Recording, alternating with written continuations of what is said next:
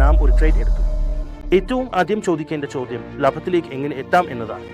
ഇപ്പോൾ ഞാൻ അവരോട് ചോദിക്കുന്നു, സാർ, നിങ്ങൾക്ക് ഇതിൽ നിന്ന് മാർക്കറ്റ് റിട്ടേൺസ് എന്നതിൽ എന്താണ് പ്രതീക്ഷ? വളരെ കൂടുതൽ കാര്യങ്ങളുടെ മനസ്സിൽ ഉറപ്പിച്ചു വെക്കേണ്ടത് അത്യാവശ്യമാണ്. അത് നിങ്ങൾ മനസ്സിലാക്കുന്നില്ലെങ്കിൽ ട്രേഡ് എടുത്ത ശേഷം നിങ്ങൾക്ക് നഷ്ടം വരില്ല. ഇന്ന് ഈ ട്രേഡ് പ്ലാനിൽ ഞാൻ ജോലി ചെയ്യണം. എന്തുകൊണ്ടാണ് വ്യാഴാഴ്ചയോ ബുധനാഴ്ചയോ 8 രൂപ മാത്രം വിലയുണ്ടായിരുന്ന ഒരു കോൾ ഓപ്ഷൻ പെട്ടെന്ന് 300 രൂപയായി മാറുന്നത്? അതുപോലെ തന്നെ സാധാരണക്കാരായ ആളുകളുടെ സ്റ്റോപ്പ് ലോസുകൾ വളരെ വേഗത്തിൽ പൊങ്ങിപ്പോകുന്നത് എന്നത് നിങ്ങൾ തീർച്ചയായും മനസ്സിലാക്കേണ്ടതുണ്ട്. ഹായ് ഫ്രണ്ട്സ്, എൻ്റെ പേര് ദീപക് വാച്വ ആണ്. ഞാൻ നോയിഡയിൽ നിന്നാണ് വന്നത്. നിങ്ങൾക്കറിയാം, എൻ്റെ ഒരു വീഡിയോ ഇതിനു മുമ്പ് വന്നിരുന്നു. ആ വീഡിയോ നിങ്ങൾ വളരെ പ്രശംസിച്ചു, വളരെ സ്നേഹം നൽകി, വളരെ നല്ല വ്യൂസ് ലഭിച്ചു. അതിനാലാണ് ഞാൻ വീണ്ടും ഇവിടെ വന്നിരിക്കുന്നത്. കാരണം ആ വീഡിയോയിൽ എനിക്ക് വളരെ കൂടുതൽ ചോദ്യങ്ങൾ ലഭിച്ചു. എനിക്ക് വാട്സാപ്പിൽ വളരെ കൂടുതൽ സന്ദേശങ്ങൾ ലഭിച്ചു. വളരെ കൂടുതൽ ആളുകൾ എനിക്ക് നല്ല അഭിപ്രായങ്ങൾ പറഞ്ഞു. വാട്സാപ്പിൽ ഒരുപാട് പേർ നല്ലത് പറഞ്ഞില്ലേയും അവർ നല്ലത് പറഞ്ഞില്ലെങ്കിൽ അതെന്തുകൊണ്ടാണെന്ന് ഞാൻ പങ്കുവയ്ക്കും. നല്ലത് പറഞ്ഞത് എങ്ങനെ, അതും ഞാൻ പറയാം. എങ്കിലും ഒറ്റവാക്കിൽ പറഞ്ഞാൽ, ഇന്ന് നമ്മൾ ചർച്ച ചെയ്യാൻ പോകുന്നത് എങ്ങനെ നാം ഒരു ലാഭകരമായ യാത്ര ആരംഭിക്കാമെന്നതാണ്. നാം എങ്ങനെ നമ്മുടെ നഷ്ടങ്ങൾ കുറയ്ക്കാൻ കഴിയും എന്നതും. നാം എങ്ങനെ നമ്മളെ തന്നെ അങ്ങനെ രൂപപ്പെടുത്താം എന്നത്. അതായത്, നാം വലിയ ലാഭത്തിൽ ഇല്ലെങ്കിൽ പോലും നഷ്ടത്തിൽ അല്ലെങ്കിൽ നാം നമ്മുടെ നഷ്ടങ്ങൾ നിയന്ത്രിക്കാൻ തുടങ്ങുമ്പോൾ ലാഭം പതിയെ പതിയെ വരാൻ തുടങ്ങും. ഏറ്റവും ആദ്യത്തെ ചോദ്യം, ലാഭത്തിലേക്ക് എങ്ങനെ എത്തിച്ചേരാം? ലാഭത്തിലേക്ക് എത്താനുള്ള ഒരു മാത്രം മാർഗമാണ് ഉണ്ട്. അതാണ് നിങ്ങളുടെ ട്രേഡുകൾ കൂടുതൽ നല്ല രീതിയിൽ എടുക്കുക. ട്രേഡ് എടുക്കുന്നതിന് മുമ്പ് നിങ്ങൾ ചിന്തിക്കണം, ഞാൻ ഈ ട്രേഡ് എടുക്കുന്നത് എന്തുകൊണ്ടാണ് എന്ന്. ഈ ട്രേഡ് എടുക്കാനുള്ള കാരണം എന്താണ്? ഞാൻ ഇതിൽ നിന്ന് ലാഭം നേടാൻ കഴിയുമോ? ട്രേഡ് എടുക്കുന്നതിന് മുമ്പ് ഈ എല്ലാം കാര്യങ്ങളും നമ്മൾ ചിന്തിക്കണം. ഈ ട്രേഡിന്റെ റിസ്ക് ടു റിവാർഡ് റേഷ്യോ എൻ്റെ അനുകൂലത്തിലാണോ? റിസ്ക് ടു റിവാർഡ് എന്നത് അർത്ഥം, ഞാൻ 30 രൂപ നഷ്ടം സഹിക്കാമെങ്കിൽ എനിക്ക് 90 രൂപയോ അല്ലെങ്കിൽ 120 രൂപയോ ലഭിക്കുമോ എന്നതാണ്. ഇതിനായി ഞാൻ ഏത് സ്ട്രാറ്റജി പിന്തുടരും? ഞാൻ ഇതിൽ ഹെഡ്ജ് എടുത്തിട്ടുണ്ടോ ഇല്ലയോ? എൻ്റെ ഈ പൊസിഷൻ നഷ്ടത്തിലേക്ക് പോയാൽ ഞാൻ ഇതിൽ കർശനമായ ഒരു SL സ്റ്റോപ്പ് ലോസ് വയ്ക്കുന്നുണ്ടോ ഇല്ലയോ? ഇവയെല്ലാം കാര്യങ്ങൾ നാം ഈ ട്രേഡ് എടുക്കുന്നതിന് മുമ്പ് ചിന്തിക്കേണ്ടതാണ്. ഇപ്പോൾ ട്രേഡ് എടുക്കുന്നത് എങ്ങനെ? ട്രേഡ് എടുക്കാൻ 3-4 രീതികളുണ്ട്. ആദ്യത്തേത് നാം ചാർട്ട് പിന്തുടരുക എന്നതാണ്. നാം ഏതെങ്കിലും സ്ട്രാറ്റജി പിന്തുടരാം. നാം ഒരു വിധത്തിലുള്ള രീതിയെ പിന്തുടരാം. അതിൽ എനിക്ക് ഇവിടെ ബൈ ചെയ്യണോ അല്ലെങ്കിൽ ഇവിടെ സെൽ ചെയ്യണോ എന്നത് മനസ്സിലാക്കണം. അല്ലെങ്കിൽ നാം ഒരു സിസ്റ്റമാറ്റിക് ട്രേഡിംഗ് ആരംഭിക്കാം. ഇപ്പോൾ സിസ്റ്റമാറ്റിക് ട്രേഡിംഗ് എന്താ, അത് സംബന്ധിച്ചും നാം ചർച്ച ചെയ്യും. പക്ഷേ ട്രേഡ് എടുക്കാൻ ഇവയാണ് 3-4 പ്രധാന മാർഗങ്ങൾ. ഇപ്പോൾ നാം ട്രേഡ് എടുത്തു. നമുക്ക് മനസ്സിലായതിൻ്റെ അടിസ്ഥാനത്തിൽ നമ്മുടെ അറിവിൻ്റെ പരമാവധി ഉപയോഗിച്ച് നാം ഒരു ട്രേഡ് എടുത്തു. ഇനി അതിൽ എന്ത് ചെയ്യണമെന്ന് നമുക്ക് വീണ്ടും ചിന്തിക്കേണ്ടതില്ല. ട്രേഡ് എടുത്തതിനു ശേഷം അതോ സ്റ്റോപ്പ് ലോസ് തൊടും അല്ലെങ്കിൽ ടാർഗറ്റിലേക്ക് പോകും. ഇതിൽ വീണ്ടും മനസ്സിൽ സംശയം വരുത്തിയാൽ ആ ട്രേഡ് പാറും. അതിനാൽ ആദ്യം തന്നെ നമ്മൾ മനസ്സിനെ സ്ഥിരമാക്കണം. ട്രേഡ് എടുത്ത ശേഷം നമ്മുടെ മനസ്സിൽ ഒരു പോസിറ്റീവ് ആറ്റിറ്റ്യൂഡ് മാത്രം വേണം. ഇതോ സ്റ്റോപ്പ് ലോസ് തൊടും അല്ലെങ്കിൽ ടാർഗറ്റിലേക്ക് പോകും. ഇടയിൽ മറ്റൊന്നും ചെയ്യേണ്ടതില്ല. ഇടയിൽ വീണ്ടും ചിന്തിക്കേണ്ട, അയ്യോ എനിക്ക് ഇങ്ങനെ തോന്നുന്നു, അങ്ങനെ തോന്നുന്നു എന്നൊക്കെ. പിന്നെ നമുക്ക് ചേട്ടനോട് ഫോൺ ചെയ്യാം എന്നൊക്കെ ആലോചിക്കേണ്ട, നമുക്ക് സാറിനെ ഫോൺ ചെയ്യാം എന്നൊക്കെ. ഇവയൊന്നും ചെയ്യരുത്. ഇവയെല്ലാം ചെയ്യേണ്ടത് ട്രേഡ് എടുക്കുന്നതിന് മുമ്പാണ്. ഒരു തവണ നിങ്ങൾ ട്രേഡിൽ കയറിയാൽ അതിനെ റൈറ്റ് ചെയ്യണം, അതോ സ്റ്റോപ്പ് ലോസ് അല്ലെങ്കിൽ ടാർഗറ്റ്. അതിനാൽ ട്രേഡ് എടുക്കാനുള്ള ഏക രീതി ഇതാണ്. രണ്ടാമതായി, നിങ്ങൾ ഒരു ചാർട്ട് പിന്തുടരുന്നുണ്ടെങ്കിൽ ആ ചാർട്ട് തന്നെ നിങ്ങളോട് പറയും അത് നിങ്ങളുടെ ദിശയിലാണോ അല്ലെങ്കിൽ എതിർദിശയിലാണോ പോകുന്നത് എന്ന്. അത് എതിർദിശയിലാണെങ്കിൽ നിങ്ങൾ സ്റ്റോപ്പ് ലോസ് വെട്ടി പുറത്തു കിടക്കാം. നിങ്ങളുടെ ദിശയിലാണെങ്കിൽ തുടർന്നും ട്രേഡിൽ തുടരുക. ഇപ്പോൾ നിങ്ങൾ 30 പോയിന്റ് സ്റ്റോപ്പ് ലോസ് എടുത്തു. നിങ്ങൾക്ക് തോന്നുന്നു ഈ ട്രേഡ് മേലേക്ക് പോകും എന്ന്. നിങ്ങളുടെ ബൈ SL ട്രേഡ് ഏതാണോ അതാണ് ഇവിടെ പറയുന്നത്. അത് നിങ്ങളുടെ ദിശയിലാണെങ്കിൽ, നിങ്ങൾ ലാഭത്തിലാണെങ്കിൽ, ഒരിക്കൽ നിങ്ങൾക്ക് 30-40 പോയിന്റ് ലാഭം കിട്ടിയാൽ നിങ്ങളുടെ സ്റ്റോപ്പ് ലോസ് കോസ്റ്റ് പ്രൈസിലേക്ക് മാറ്റുക. അങ്ങനെ കുറഞ്ഞത് നഷ്ടം ഉണ്ടാകില്ല. അതിനുശേഷം നാം സ്റ്റോപ്പ് ലോസ് ട്രേഡ് ചെയ്താൽ ലാഭം വരാൻ തുടങ്ങും. ഇത് ഒരു മാർഗമാണ്, ശരിയായ രീതിയിൽ ട്രേഡ് എടുക്കാനുള്ള മാർഗം. അല്ലെങ്കിൽ ഞാൻ പറയേണ്ടത് ശരിയായ രീതിയിൽ ട്രേഡ് എടുക്കാനുള്ളതാണ്. ഇങ്ങനെ നമ്മൾ നമ്മുടെ ട്രേഡിംഗ് പ്രവർത്തനങ്ങൾ മെച്ചപ്പെടുത്തും. ആശയക്കുഴപ്പമുള്ള മനസ്സിൽ നിന്ന് സ്ഥിരതയുള്ള മനസ്സിലേക്ക് മാറും. നമ്മൾ ചെയ്ത കാര്യത്തിൽ തന്നെ ആത്മവിശ്വാസത്തോടെ നിൽക്കും. അങ്ങനെ നമ്മൾ എപ്പോഴും ട്രേഡിൽ നിന്ന് ലാഭം നേടി മാത്രം പുറത്തു വരും. നമ്മൾ തന്നെ ആശയക്കുഴപ്പത്തിൽ ആയിരിക്കുമെങ്കിൽ ഇത് എങ്ങനെ നടക്കും യാരെ, ഇത് എങ്ങനെ നടക്കും, എനിക്ക് നഷ്ടം വരില്ലേ? അപ്പോൾ സംഭവിക്കുന്നത് എന്താണെന്നാൽ, അത് സ്റ്റോപ്പ് ലോസിന്റെ അടുത്ത് എത്തിയാൽ നിങ്ങൾ പറയും, അയ്യോ വിടൂ, ഇതും നഷ്ടത്തിൽ പോയ ട്രേഡാണ്. ഞാൻ എപ്പോഴും നഷ്ടത്തിലേക്ക് തന്നെ വരാറാണ്. നിങ്ങൾ കാത്തിരിക്കാൻ പോലും പോകില്ല. അങ്ങനെ ആ ട്രേഡ് വീണ്ടും നഷ്ടത്തിൽ അവസാനിക്കും. നിങ്ങൾക്ക് അതിൽ നിന്ന് ലാഭം എടുക്കാൻ കഴിയില്ല. അതിനാൽ നമുക്ക് വളരെ സ്ഥിരതയുള്ളതും കൂളായ മനസ്സും നല്ലതായൊരു തന്ത്രവും മനസ്സിലാക്കി സിസ്റ്റം എങ്ങനെ പിന്തുടരണമെന്ന് മനസ്സിലാക്കി ട്രേഡ് എടുക്കണം. അങ്ങനെ ട്രേഡിന്റെ ഒരു രീതിയാണിത്.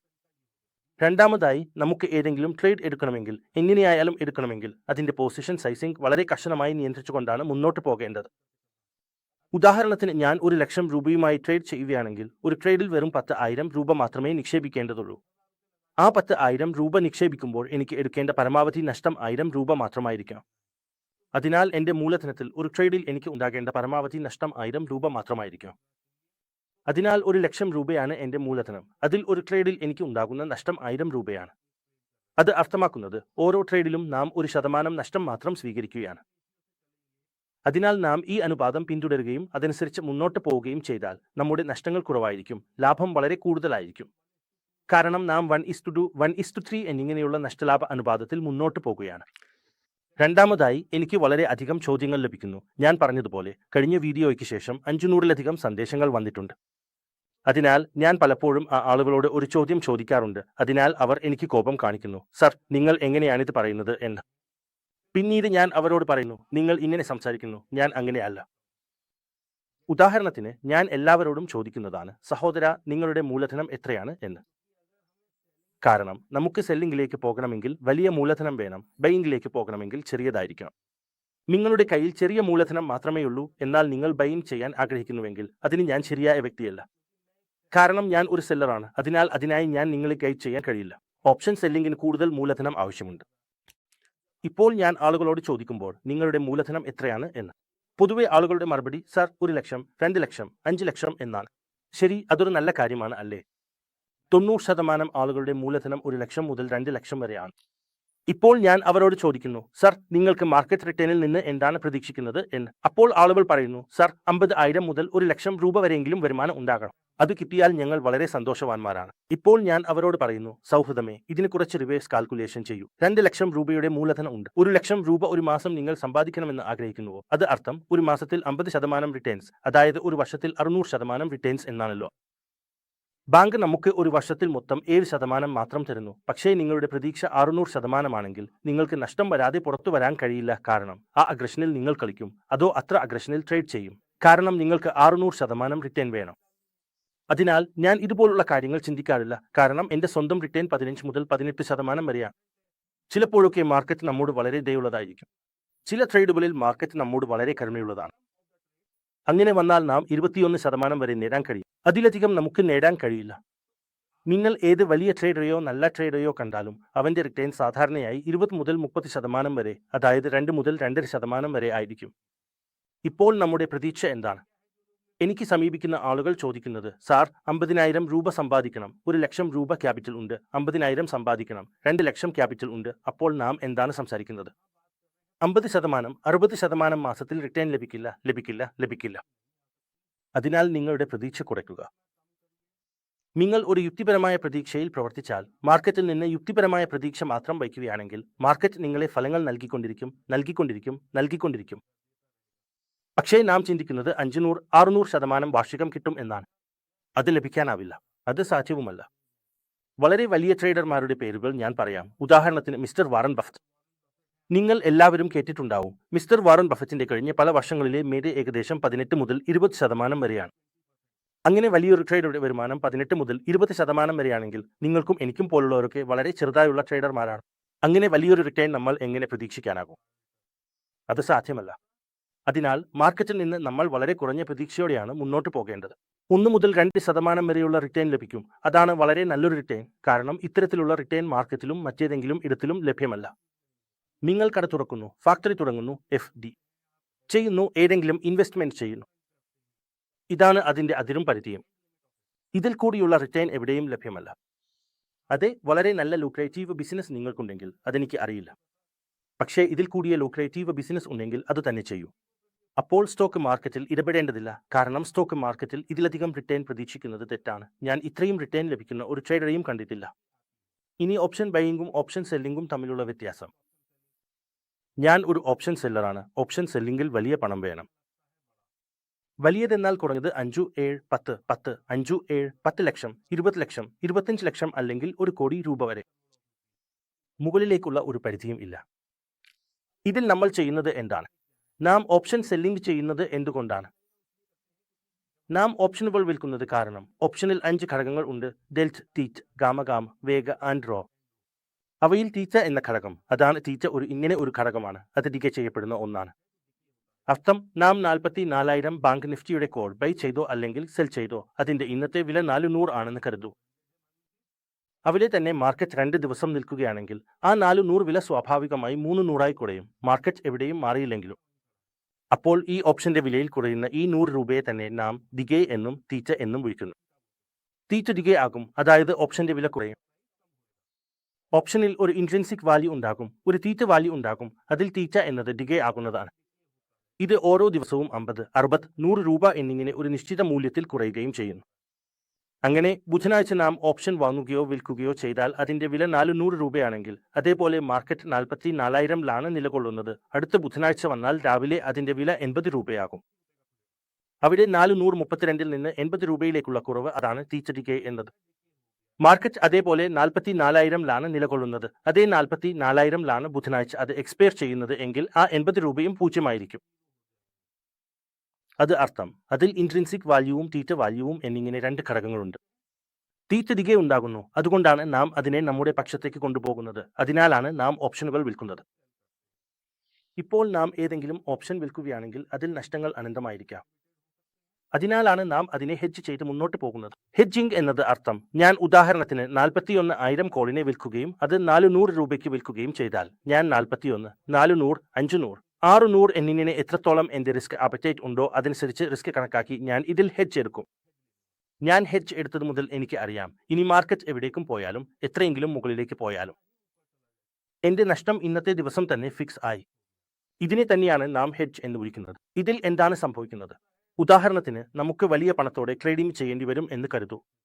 വലിയ പണം എന്നത് അർത്ഥം, ഞാൻ 1 കോടി രൂപയെ ഇന്ന് വലിയ പണം എന്ന് വിളിക്കും, അല്ലെങ്കിൽ 50 ലക്ഷം രൂപയെയും വലിയ പണം എന്ന് പറയും. അതിനാൽ നാം 50 ലക്ഷം രൂപയുമായി ട്രേഡിംഗ് ചെയ്യുകയാണെങ്കിൽ 50 ലക്ഷം രൂപയുടെ പ്രീമിയം വാങ്ങാൻ കഴിയില്ല. അത് വളരെ റിസ്കിയാണ്. അതിനാൽ നാം വലിയ ക്യാപിറ്റലിൽ ജോലി ചെയ്യുമ്പോഴും നമ്മുടെ പ്രതീക്ഷ മാസം 1 മുതൽ 2% വരെയാണ്, അല്ലെങ്കിൽ 2% വരെ ആണെങ്കിൽ എനിക്ക് മാസം 2 ലക്ഷം രൂപ സമ്പാദിക്കണമെങ്കിൽ എന്റെ കയ്യിൽ 1 കോടി രൂപ ഉണ്ടായിരിക്കണം. ഇത് ഒരു സ്വാഭാവിക കണക്കാക്കലാണ്. ഇതാണ് നാം യഥാർത്ഥത്തിൽ അർത്ഥം, മനസ്സിന്റെ പിന്നിൽ നാം ഈ കണക്കുകൂട്ടലാണ് വയ്ക്കുന്നത്. എങ്കിൽ 2 ലക്ഷം രൂപ സമ്പാദിക്കണമെങ്കിൽ, ഓപ്ഷൻ സെല്ലിംഗ് ചെയ്യണമെങ്കിൽ കുറഞ്ഞത് 1 കോടി രൂപ ഉണ്ടായിരിക്കണം. ആർക്കെങ്കിലും 1 ലക്ഷം രൂപ സമ്പാദിക്കണമെങ്കിൽ അതിന്റെ 2% വരുമാനമായി അപ്പോൾ 1/2 കോടി രൂപ ഉണ്ടായിരിക്കണം. ഇതാണ് നാം റിവേഴ്സ് കണക്കാക്കൽ ചെയ്യുന്നത്. ഇതിൽ പലരും വാട്സാപ്പിൽ തന്നെ എന്നോട് വാദിച്ചു, സർ, നിങ്ങൾ വലിയ കാര്യങ്ങൾ പറയുന്നു, ഇതൊക്കെ ചെയ്യുന്നു, ഞങ്ങൾ അങ്കിൽ 50,000-ൽ നിന്ന് 50,000 സമ്പാദിക്കുന്നു. സഹോദര, നിങ്ങൾ അത് ഓപ്ഷൻ ബൈയിങ്ങിൽ സമ്പാദിക്കുന്നു. ഓപ്ഷൻ ബൈയിങ്ങിൽ വളരെ വലിയ ട്രേഡർമാരെ ഒഴികെ ഇന്നുവരെ എനിക്ക് ആരെയും അറിയില്ല അവർക്ക് ഓപ്ഷൻ ബൈയിങ്ങിൽ പണം സമ്പാദിക്കാൻ കഴിഞ്ഞിട്ടുള്ളത്. പക്ഷേ ഓപ്ഷൻ സെല്ലിംഗിൽ ഞാൻ കുറഞ്ഞത് 100 പേരെ അറിയാം, അവർ പഠിച്ച് സമ്പാദിക്കാൻ കഴിയുന്നവരാണ്. അതിനാലാണ് ഞാൻ അതിനെക്കുറിച്ചാണ് സംസാരിക്കുന്നത്. ഓപ്ഷൻ സെല്ലിംഗ് കുറച്ച് എളുപ്പമാണ് മനസ്സിലാക്കാൻ. അതിനായി നിങ്ങൾക്ക് അത്രയും ആഴത്തിലുള്ള ഓപ്ഷൻസിന്റെ അറിവ് വേണ്ടതില്ല.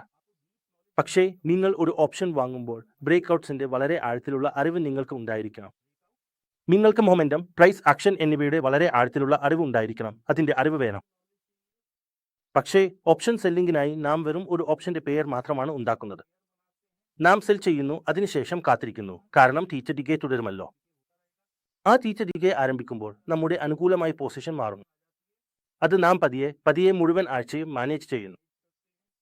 ആ മാനേജ്മെന്റിൽ സംഭവിക്കുന്നത് നമുക്ക് പതിയെ ലാഭം വരാൻ തുടങ്ങുന്നു എന്നതാണ്. പിന്നീട് ഒരു സമയത്ത് ആ പൊസിഷൻ മുഴുവൻ ആഴ്ചയും നമ്മുടെ അനുകൂലത്തിൽ തുടരുകയാണെങ്കിൽ നാം അതിനെ അത്രയൊക്കെ മാനേജ് ചെയ്യുന്നു, ഇനി മാർക്കറ്റ് എവിടേക്കും പോയാലും നമുക്ക് നഷ്ടം വരില്ല. നാം നഷ്ടത്തിൽ നിന്ന് പുറത്താണ്. അങ്ങനെ ഒരു സാഹചര്യവും വരാം നാം ഓപ്ഷൻ സെല്ലിംഗ് ചെയ്യുമ്പോൾ. പക്ഷേ ഓപ്ഷൻ ബൈയിങ്ങിൽ നീ എപ്പോഴും അതിന്റെ അതിരിലാണ്. എങ്കിൽ എവിടെയെങ്കിലും നഷ്ടം തുടങ്ങുമോ എന്ന ഭയം. 100 പോയിന്റ് ലാഭത്തിൽ എത്തിയാലും 40 പോയിന്റ് മൈനസിലേക്ക് പൊസിഷൻ പോകാൻ സാധ്യതയുണ്ട്. ഇപ്പോൾ സെല്ലിംഗിൽ ഏറ്റവും എളുപ്പമുള്ള ഒരു സ്ട്രാറ്റജി ഉണ്ട്. അതാണ് ആളുകൾ സ്ട്രാഡിൽ എന്ന് വിളിക്കുന്നത്. സ്ട്രാഡിൽ ചെയ്യുന്നത് എന്താണെന്നാൽ, നാം മാർക്കറ്റ് തുറന്നതോടെ 9:15 വരെ കാത്തിരിക്കുന്നു, 9:20 മുതൽ 9:25 വരെ നോക്കുന്നു, പിന്നെ സ്ട്രാഡിൽ വിൽക്കുന്നു. സ്ട്രാഡിൽ എന്നത് അർത്ഥം കോളിയും പുട്ടും രണ്ടും ഒരേ സ്ട്രൈക്ക് വാല്യൂവിൽ വിൽക്കുന്നത്. ഉദാഹരണത്തിന് ഇപ്പോൾ മാർക്കറ്റ് 44,000 എന്ന നിലയിലാണ് ബാങ്ക് നിഫ്റ്റി. അതിനാൽ 44,000 കോൾ വിൽക്കുന്നു, 44,000 പുട്ടും വിൽക്കുന്നു. ഇതിനെ ആണ് സ്ട്രാഡിൽ വിൽക്കുന്നത് എന്ന് പറയുന്നത്. ഇപ്പോൾ നാം സ്ട്രാഡിൽ വിൽക്കുകയാണ്. കാരണം പുതിയവരായ പലരും ഇവിടെയുള്ളവരിൽ നിന്ന് കേട്ടുവരുന്നു, ഇപ്പോൾ സ്ട്രാഡിൽ വിൽക്കണം എന്ന്. ഇപ്പോൾ കരുതൂ, രാവിലെ 9:30 10 മണിയോ ആയപ്പോൾ മാർക്കറ്റിൽ ഒരു സ്പൈക്ക് വന്നു, 500 പോയിന്റ് ഉയർന്നു. അപ്പോൾ നിങ്ങൾക്ക് അറിയാമോ സ്ട്രാഡിൽ എങ്ങനെ മാനേജ് ചെയ്യണം എന്ന്?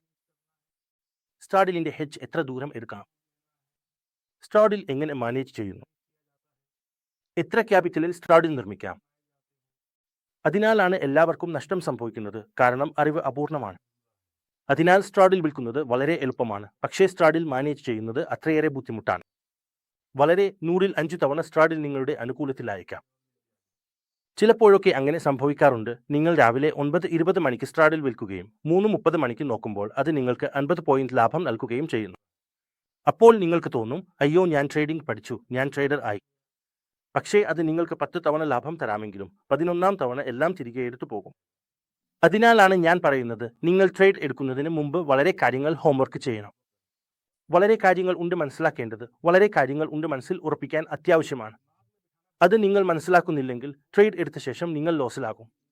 ട്രേഡ് എടുക്കുന്നതിന് മുമ്പ് എനിക്ക് അറിയേണ്ടതാണ്, മാർക്കറ്റ് 500 പോയിന്റ് താഴെ പോയാലോ അല്ലെങ്കിൽ 500 പോയിന്റ് ഉയർന്നു പോയാലോ ഞാൻ എന്ത് ചെയ്യാനാണ് പോകുന്നത് എന്ന്. അത് സമയത്ത് ഞാൻ പാനിക്കിലാവില്ലേ എന്ന് നോക്കണം. ഞാൻ പാനിക്കിലാവുന്നുണ്ടെങ്കിൽ എനിക്ക് മുമ്പേ തന്നെ സ്ട്രാറ്റജി പേപ്പറിൽ എഴുതിയിരിക്കണം, ഈ പോയിന്റുകളിൽ എനിക്ക് ഇത് ചെയ്യണം എന്ന്. അത് ലഭ്യമല്ലെങ്കിൽ ഞാൻ ട്രേഡ് എടുക്കാൻ തയ്യാറല്ല. എനിക്ക് ട്രേഡ് എടുക്കേണ്ടതില്ല.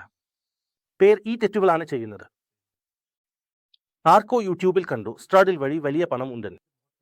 ആർക്കോ കണ്ടു സ്ട്രാങ്കിൽ വഴി വലിയ പണം ഉണ്ടെന്ന്. ആർക്കോ കണ്ടു ഓപ്ഷൻ സെല്ലിംഗിൽ വലിയ പണം ഉണ്ടെന്ന് അതിലേക്ക് ചാടിപ്പോയി. അവസാനത്തിൽ എന്താണ് സംഭവിക്കുന്നത്? നാം ഒടുവിൽ നഷ്ടം നേരിടുകയാണ്. നമുക്ക് നഷ്ടം വരുത്താൻ പാടില്ല. ഈ കാര്യം ഓരോ ദിവസവും 10 പ്രാവശ്യം കോപ്പിയിൽ എഴുതുക, നഷ്ടം വരുത്തരുത്. ഇതിനായി നമുക്ക് എന്ത് ചെയ്യണം എന്നാൽ നഷ്ടം വരാതിരിക്കാൻ നമുക്ക് തയ്യാറെടുപ്പ് വേണം. ഒരു ദിവസം മുമ്പ് തന്നെ മനസ്സിലാക്കണം, ഇന്ന് ഈ ട്രേഡ് പ്ലാനിൽ പ്രവർത്തിക്കണം എന്ന്. ഞാൻ ഒരു ട്രേഡ് പ്ലാൻ എടുത്ത് ഇരിക്കുമ്പോൾ മാർക്കറ്റ് എവിടേക്കും പോയാലും ഇന്ന് ഞാൻ ട്രേഡിംഗ് ചെയ്യുന്ന പോലെ തന്നെയാണ്. എനിക്ക് ഒരു ടെൻഷനും ഇല്ല. മാർക്കറ്റ് എവിടേക്കും പോയാലും നാം 9:20 മണി, 9:30 മണി, 9:50 മണിയിൽ എടുത്ത ട്രേഡ് അതാണ്. നമുക്ക് അറിയാം, മാർക്കറ്റ് മേലോട്ട് പോയാൽ നമുക്ക് ഇതാണ് ചെയ്യേണ്ടത്, മാർക്കറ്റ് കീഴോട്ട് പോയാൽ ഇതാണ് ചെയ്യേണ്ടത്. ഇതിൽ ഈ ട്രേഡ് പ്ലാൻ നടപ്പിലാക്കണം. അതിനാൽ നാം വളരെ കംഫർട്ടബിൾ ആണ്. അതുകൊണ്ട് തന്നെ നാം നമ്മുടെ ലക്ഷ്യം നേടാൻ കഴിയുന്നുവെന്ന് തോന്നുന്നു, കാരണം നാം ആത്മവിശ്വാസത്തോടെ ട്രേഡിംഗ് ചെയ്യുകയാണ്. നാം നമ്മുടെ ട്രേഡുകൾ വളരെ ആത്മവിശ്വാസത്തോടെ ചെയ്യുന്നു. ആ ആത്മവിശ്വാസം എവിടെ നിന്നാണ് വരുന്നത്? കാരണം നമുക്ക് അറിയാം നമുക്ക് എന്ത് ചെയ്യണമെന്ന്. എല്ലാ ട്രേഡർമാരും, നഷ്ടം നേരിടുന്ന ട്രേഡർമാരും, ഇപ്പോൾ പുതിയതായി മാർക്കറ്റിൽ വന്നിരിക്കുന്ന ട്രേഡർമാരും, ഞാൻ അവർക്ക് ഒരു ഉപദേശം നൽകാൻ ആഗ്രഹിക്കുന്നു. ഞാൻ അവർക്ക് പറയാൻ ആഗ്രഹിക്കുന്നത്, നിങ്ങൾ നിങ്ങളുടെ മുഴുവൻ മൂലധനം ഉപയോഗിച്ച് ട്രേഡ് ചെയ്യരുത് എന്നതാണ്. കുറഞ്ഞത് 2 മുതൽ 3 മാസം വരെ വെറും ഒരു ലോട്ട് ഉപയോഗിച്ച് പ്രാക്ടീസ് ചെയ്യൂ. മാർക്കറ്റിന്റെ ചലനങ്ങൾ എങ്ങനെയാണെന്ന് മനസ്സിലാക്കൂ. മാർക്കറ്റിൽ എങ്ങനെയുള്ള അപ്രതീക്ഷിത സംഭവങ്ങളോ സ്പൈക്കുകളോ ഉണ്ടാകുന്നു എന്ന് മനസ്സിലാക്കൂ. ഏത് കാരണം കൊണ്ടാണ് വ്യാഴാഴ്ചയോ ബുധനാഴ്ചയോ 8 രൂപ വിലയുള്ള കോൾ 300 രൂപയാവുന്നത്? ആളുകളുടെ സ്റ്റോപ്പ് ലോസുകൾ എങ്ങനെ തകർന്നു പോകുന്നു എന്നതും മനസ്സിലാക്കൂ. എന്തുകൊണ്ടാണ് നമ്മൾക്ക് ഇങ്ങനെ തോന്നുന്നത്? പല യൂട്യൂബ് ചാനലുകളിലും ഞാൻ തന്നെ കാണാറുണ്ട്. അവിടെ പറയുന്നവരൊക്കെ നിങ്ങളുടെ നഷ്ടം വരുത്തുകയാണ്. അവരൊക്കെ പറയുന്നു, യൂട്യൂബിൽ ഞാൻ തന്നെ കണ്ടിട്ടുണ്ട്, ആളുകളിൽ നിന്ന് ഫീഡ്ബാക്കും കിട്ടിയിട്ടുണ്ട്, സർ അങ്ങനെ ചെയ്തിരുന്നു, നഷ്ടം സംഭവിച്ചു എന്ന്. ആളുകൾ പറയുന്നു, 12 മണിക്ക് 3 രൂപ വിലയുള്ളത് വിറ്റ് കളിക്കൂ, അതൊക്കെ 0 ആക്കും, 3 രൂപ മാത്രമേ അതിന് വിലയുള്ളൂ. പക്ഷേ നിങ്ങൾ നഷ്ടം ബുക്ക് ചെയ്യാൻ പോകുമ്പോൾ അതിന്റെ വില 65-70 രൂപയായി മാറിയിരിക്കുന്നു. കാരണം അത്ര വേഗത്തിൽ അത് കുതിക്കുന്നു, നിങ്ങളുടെ അക്കൗണ്ട് മുഴുവൻ വൃത്തിയാക്കി കളയുന്നു. നിങ്ങൾക്ക് സിസ്റ്റം മനസ്സിലാക്കണം, നിങ്ങൾ എങ്ങനെ പ്രവർത്തിക്കുന്നു എന്നതും നിങ്ങൾ ഉപയോഗിക്കുന്ന തന്ത്രത്തിന്റെ അന്തിമഫലം എങ്ങനെയാകും, മാനേജ്മെന്റ് എങ്ങനെയാകും, അതിൽ നിന്ന് നമുക്ക് ലാഭം എങ്ങനെ നേടാം എന്നതുമാണ് ആദ്യം മനസ്സിലാക്കേണ്ടത്. എക്സിറ്റ് എന്നത് ഒരു ചെറിയ വാക്കാണ്. എക്സിറ്റ്. നമുക്ക് എവിടെയാണ് സ്റ്റോപ്പ് ലോസ് എടുക്കേണ്ടത്, എവിടെയാണ് ട്രേഡിൽ നിന്ന് എക്സിറ്റ് ചെയ്യേണ്ടത് എന്നത് അറിയണം. ഇത് നമുക്ക് മനസ്സിലായാൽ നമ്മുടെ നഷ്ടങ്ങൾ തന്നെ അവസാനിക്കും. നാം 2 രൂപയുടെ നഷ്ടം മാത്രം ഏറ്റുവാങ്ങും, പക്ഷേ 100 രൂപയുടെ റൈറ്റ് ചെയ്യും. ഇങ്ങനെയുള്ള ട്രേഡുകൾ ലഭിക്കും. നാം വെറും ഒരു എക്സിറ്റ് ചെയ്യാൻ പഠിച്ചാൽ മതി. ശരിയായ എക്സിറ്റ് വളരെ പ്രധാനമാണ്. ചാർട്ട് അടിസ്ഥാനമാക്കിയുള്ള ട്രേഡിംഗ് ചെയ്ത് ശരിയായ എക്സിറ്റ് എടുക്കൂ, ലാഭം ഉറപ്പായും വരും. എന്തെല്ലാം സ്ട്രാറ്റജികൾ ആണ് അതിൽ ലാഭം ലഭിക്കുന്നത്? അല്ലെങ്കിൽ ഞാൻ ചെയ്യുന്നത് എന്താണ്? ഏതെങ്കിലും സ്ട്രാറ്റജി നിങ്ങൾ സിസ്റ്റമാറ്റിക്കായി ചെയ്യുകയാണെങ്കിൽ അത് ലാഭത്തിൽ അവസാനിക്കാം. ഞാൻ ചെയ്യുന്ന സ്ട്രാറ്റജികൾ, അതായത് പൊസിഷണൽ സ്ട്രാറ്റജികൾ, അവയാണ് സ്ട്രാഡിൽ, സ്ട്രാങ്കിൾ, കാലണ്ടർ. കാലണ്ടർ എന്നത് എന്താണെന്നാൽ നാം കറന്റ് വാരത്തിലെ ഓപ്ഷനുകൾ വിൽക്കുകയും അടുത്ത വാരത്തിലെ ഓപ്ഷനുകൾ ഉപയോഗിച്ച് അവയെ ഹെഡ്ജ് ചെയ്യുകയും ചെയ്യുന്നു. ഇപ്പോൾ അതിന്റെ ഡെൽറ്റയും നാം കുറച്ച് മാനേജ് ചെയ്യാറുണ്ട്. ഇവയെ ഡെൽറ്റ ന്യൂട്രൽ സ്ട്രാറ്റജികൾ എന്നും വിളിക്കുന്നു. അതിനാൽ ഇതിൽ നാം ഡെൽറ്റയെ മാനേജ് ചെയ്യുന്നതിനോടൊപ്പം തന്നെ നമ്മുടെ ലാഭം സംരക്ഷിക്കുകയും ചെയ്യുന്നു. ആദ്യ ദിവസം ബുധനാഴ്ച നാം ഈ ട്രേഡ് ചെയ്യുമ്പോൾ നമുക്ക് ഏറ്റവും കൂടിയ നഷ്ടം 3% ആണെന്ന് കരുതുക. അടുത്ത ദിവസം അതിനെ 2.2 കുറയ്ക്കുന്നു, പിന്നെ 2 പിന്നെ 1.8 കുറയ്ക്കുന്നു. ഇങ്ങനെ ക്രമീകരിച്ചുകൊണ്ട് നാം നമ്മുടെ നഷ്ടം കുറച്ച് ഒടുവിൽ അതിനെ മിനിമൈസ് ചെയ്യുന്നു. അങ്ങനെ ഒരു ഘട്ടം വരുന്നു, നമ്മുടെ നഷ്ടം കുറയുകയും ഒടുവിൽ ലാഭത്തിലേക്ക് മാറുകയും ചെയ്യുന്നു. ഇതാണ് നാം ട്രേഡ് ചെയ്യുന്ന വിധം. ഓപ്ഷൻ സെല്ലിംഗിൽ ഇതാണ് മനസ്സിലാക്കേണ്ടത്. ഒന്നാമത്, ട്രേഡ് എടുക്കേണ്ടത് എന്തുകൊണ്ടാണ്. രണ്ടാമത്, ട്രേഡ് എങ്ങനെ മാനേജ് ചെയ്യണം. മൂന്നാമത്, ട്രേഡ് എടുത്ത ശേഷം സ്റ്റോപ്പ് ലോസ് വന്നാൽ കർശനമായി സ്റ്റോപ്പ് ലോസ് എടുക്കണം. പരവായില്ല, സ്റ്റോപ്പ് ലോസ് കട്ട് ആയി പോയല്ലോ, കട്ട് ചെയ്യൂ. അടുത്ത ട്രേഡ് വീണ്ടും എടുക്കാം. വീണ്ടും വരും, വീണ്ടും കട്ട് ചെയ്യും. 100 തവണ വന്നാലും 100 തവണയും കട്ട് ചെയ്യും. പക്ഷേ വലിയ നഷ്ടം എടുക്കില്ല, കാരണം മാർക്കറ്റിൽ എല്ലായ്പ്പോഴും അത്രയും വോളറ്റിലിറ്റി ഉണ്ടാവില്ല. ഒരു ആഴ്ചയിൽ മാർക്കറ്റ് വളരെ വോളറ്റൈൽ ആണെങ്കിൽ അടുത്ത ആഴ്ച അതിനേക്കാൾ കുറവായിരിക്കാം. മൂന്നാം ആഴ്ച വോളറ്റിലിറ്റി സ്ഥിരതയിലാകും, അത് ഉറപ്പാണ്. ഒരു മാസം മുഴുവൻ മാർക്കറ്റ് വളരെ വോളറ്റൈൽ ആയിരിക്കും എന്നത് സാധ്യമായ കാര്യമല്ല. അതിനാൽ നിങ്ങൾക്ക് അവസരം ലഭിക്കും. നിങ്ങളുടെ ചെറിയ നഷ്ടങ്ങൾ കുറച്ച് വലുതായ ലാഭത്തിലേക്ക് ലക്ഷ്യം വയ്ക്കൂ. ഇന്ന് ഞാൻ എൻ്റെ ഓപ്ഷൻ ട്രേഡർ സഹോദരന്മാർക്കായി കുറച്ച് നല്ല കാര്യങ്ങൾ പറഞ്ഞതായി എനിക്ക് തോന്നുന്നു. ഓപ്ഷൻ സെല്ലിംഗിലേക്കാണ് നിങ്ങൾ പ്രേരിതരാകേണ്ടത്. പണം ഉണ്ടാകും. ഓപ്ഷൻ ബൈയിങ് എനിക്ക് അറിയില്ല, അതിനാൽ ഞാൻ ആരെയും അതിലേക്ക് പ്രോത്സാഹിപ്പിക്കാറുമില്ല. ഇതിനു പുറമെ ആർക്കെങ്കിലും എന്തെങ്കിലും ചോദിക്കാനുണ്ടെങ്കിൽ ഈ വീഡിയോയുടെ താഴെ വീണ്ടും ചോദിക്കാം. ഞാൻ എപ്പോഴും നിങ്ങളെ സഹായിക്കാൻ തയ്യാറാണ്. കൂടാതെ ജോസ്റ്റോക്കിൻ നന്ദി, അവർ രണ്ടാമതും എന്നെ അവരുടെ വീഡിയോയിൽ ക്ഷണിച്ചു. ഞാൻ അവരോട് വളരെ നന്ദിയുള്ളവനാണ്. കൂടാതെ എൻ്റെ ചെറിയ അറിവോ ഞാൻ സ്വന്തമായി സമ്പാദിച്ച കുറച്ച് ജ്ഞാനമോ കഴിഞ്ഞ 7-10 വർഷങ്ങളിൽ മാർക്കറ്റിൽ നിന്ന് ഞാൻ പഠിച്ചതോ അതെല്ലാം ഞാൻ എൻ്റെ മുമ്പത്തെ വീഡിയോയിൽ പങ്കുവച്ചതുപോലെ ഇങ്ങനെ എൻ്റെ യാത്ര വേദനാജനകമായിരുന്നു. പിന്നെ ഞാൻ പഠിച്ചു, പിന്നെ മുന്നോട്ട് പോയി എന്നതും ഉൾപ്പെടെ. അതിനാൽ എൻ്റെ ഈ അറിവ് കൊണ്ട് നിങ്ങളുടെ പഠനവഴി കുറച്ച് എങ്കിലും കുറയ്ക്കാൻ ഞാൻ കഴിയുമോ എന്നും നിങ്ങൾക്ക് ഞാൻ എന്തെങ്കിലും നൽകാൻ കഴിയുമോ എന്നും ഞാൻ ആശിക്കുന്നു. ഇതേ കുറിപ്പിൽ ഞാൻ നിങ്ങളോടും ജോസ്റ്റോക്കിനോടും ഈ വീഡിയോ കാണുന്ന എല്ലാ പ്രിയപ്പെട്ട പ്രേക്ഷകരോടും എൻ്റെ ഹൃദയംഗമായ നന്ദി രേഖപ്പെടുത്തുന്നു. 0.5 ദയവായി ഈ വീഡിയോ ലൈക്ക് ചെയ്യാനും മറ്റുള്ളവരുമായി ഷെയർ ചെയ്യാനും എൻ്റെ ചാനൽ സബ്സ്ക്രൈബ് ചെയ്യാനും ഞാൻ വിനീതമായി അപേക്ഷിക്കുന്നു. 0.5 നിങ്ങളുടെ എല്ലാ പിന്തുണയ്ക്കും ഒരുപാട് നന്ദി.